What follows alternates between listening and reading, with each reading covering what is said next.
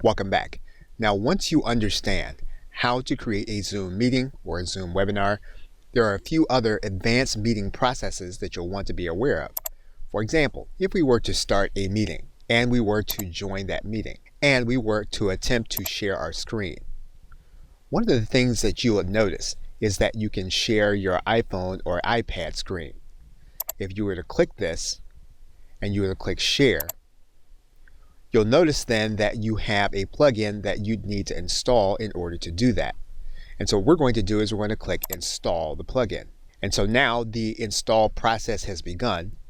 You'll need to make sure that your iPhone is going to be connected to the same network as your personal computer.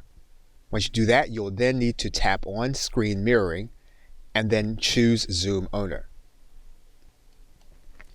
You'll then see your iPhone screen and then you'll see the mirroring process. And your iPhone will then be available to you on your Zoom meeting or your webinar.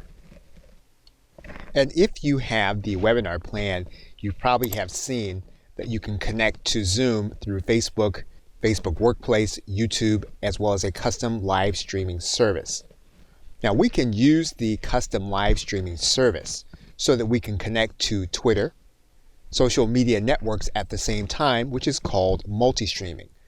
And we will walk through the entire process, start to finish, in this course. And this is important where you'd want to invite someone to have a conversation and broadcast that conversation throughout your social media network, which is something that you can do in this process that we'll be showing you in this course. And you may have noticed that there are sites such as meetup.com that now do online events.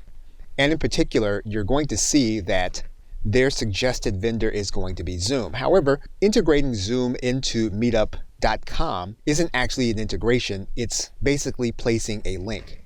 In this course, we will show you specific integrations that will allow you to automate some processes over and above just placing your link. So in the first video, we will walk through the process of connecting Zoom to an auto-scheduling system.